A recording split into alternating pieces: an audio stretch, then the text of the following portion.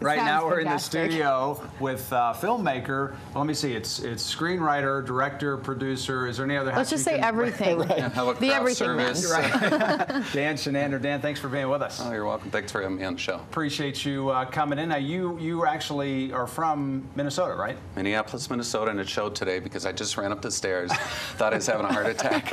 I So realized is it we're at, cold what, here? 7,000 feet? Yeah, you have to get used to that here, no doubt. Now, you are in town. You've got one movie that's coming out, but you've got a couple others you're working on. We'll talk about that. Tell us about Hiding Victoria. Well, Hiding Victoria is coming out this November. It's going to be released in Minneapolis, Minnesota through Panorama Entertainment. And we're hoping we're going to do well there. We did really well in festivals, and we're really hopeful. But it's about I don't know if they can see this poster, but it's about a socialite, Palm Beach socialite, who takes in a young convicted felon as a helpmate. And you've got, obviously, two opposites coming together under one roof, which makes an interesting story. Sounds like a match made in heaven, doesn't it? Sounds like it to me. I think it sounds great. How was it filming in Palm Beach? It was great. The film commission down there is awesome. And one thing we also did was we mentored film students from a film high school they have down there, G-Star School of the Arts. And that was a great experience. And 10 of their students ended up getting full movie credits, on the film. Well, that's what I want to ask you. We had a producer on last week who came out with his first film, Flyboys, and he started telling us some of the stories because you're on a limited budget. You're doing your first film. I'm not sure what Hiding Victoria cost, but obviously you're having to ask a lot of favors and get creative. Exactly. I'm sure the school was probably a big help to you. Oh, the school's awesome. I mean, we moved our production office right on the school, so the students actually got to be over our shoulders the whole way, and we got a lot of support from the school, not only from the school, but from, again, Chuck Elder from the Film Commission, and it was a great experience. Florida was pretty good. We dodged the hurricane, so we did, okay. Listen, you're doing good if you can dodge a hurricane in Florida. He was down there dodging it, too. Well, listen, we have a clip, right? Okay. We're going to take a look at a clip of Hiding Victoria. Kevin, you ready with that? We can take a look at Hiding Victoria. Is everything all right in there? Yes, I'm fine. You don't need any help? No. Fine. All right. You seem a little upset. I'm not.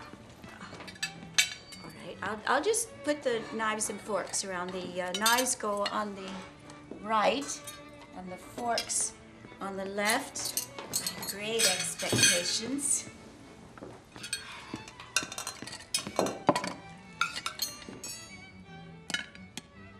I've never had macaroni and cheese as an appetizer before. It's not an appetizer.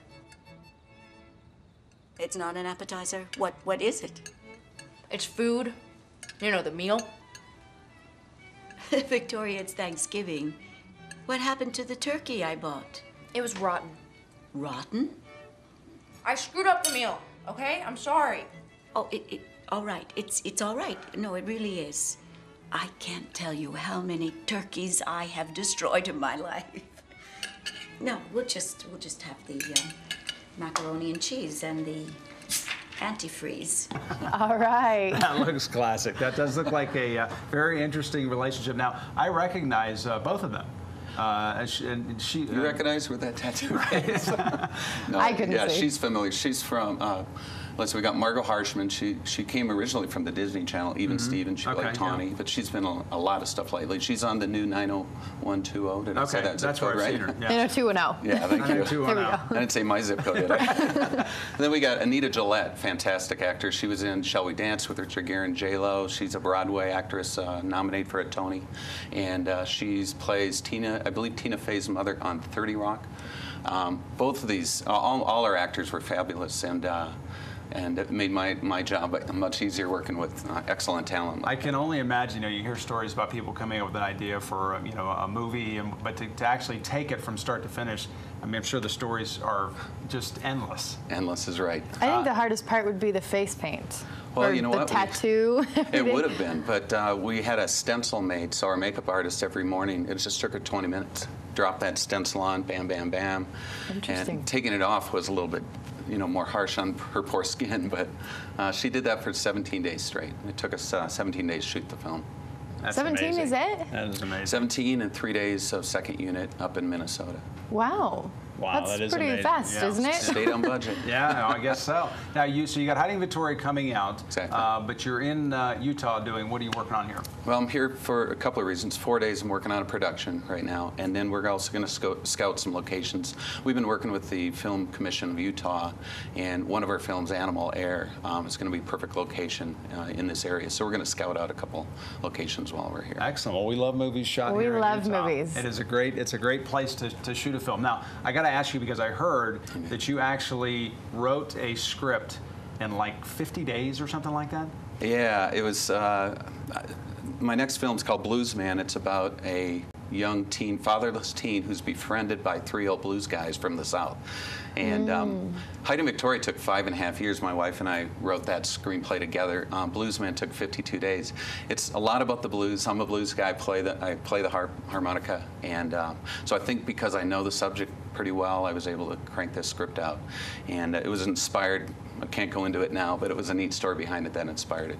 Well, I mean, because you say 5 years. I mean, typically That's it a seems long- like a long time. It normally takes a few years when somebody's writing. 50 days, that's got to be some type of record, isn't it? Yeah, I don't think I beat Steve Martin's record. I forgot which script he wrote in 2 weeks. Is that right? Oh, yeah, wow. He but isolate 52 himself? days was my record, definitely. Yeah. How is it being the everything man? I mean, being the, director, the writer, the this, the that, everything. I mean, Well, I got to say, I have a producing partner, Mike Madden, who really helps out a lot. If I didn't have him, this stuff wouldn't be happening. And so I want to thank Mike. He can't be here today, but you know what? It's that's what you got to do the first few films. Mm-hmm. Hopefully I can rest a little bit and walk on a set and say action and then walk off and not be That'd up be till nice. 2 in the morning each day. But it's nice because then you get to wear all the hats, so you know what to expect in every division of your film production. And a film is like building a building. You got to be the electrician, the plumber, the architect, and so on. But once you build a track record of producing great films, then you're able to hire help and relax a little bit too. Well, and I'm sure it's just like anything else. Like you said, when you're starting out, you pretty much you do what it takes. You do everything. Exactly. And you're on a limited budget typically.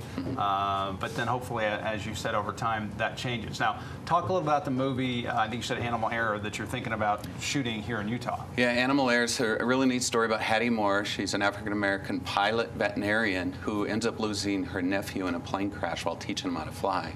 So she moves to a remote Utah town up in the mountains to try to escape that pain. But she sets up her animal clinic, and she ends up hiring a young kid to help her in the clinic the town calls him Crazy Ronnie. But soon she discovers he's not as crazy as the town thinks. And the movie's full of action, adventure, animals flying, and then a surprise at the end, which will keep the audience on the edge of their seat. Dan, it sounds like you have all these different films, though. I mean, you've got one about blues, one about, Yeah. Palm Beach. I You've wanna got know, one about. where do the ideas come from? Do you have kids? I mean, do you make these things up yourself? I dream a lot. That's a good way. Yeah. I mean, it's amazing to hear the stories, though, Yeah. and it's got to be exciting. This being your first, visualizing it and then actually seeing it, produced. Well, produce and then actually come into a theater, because when you do a film, an independent, chances are it's not going to go anywhere.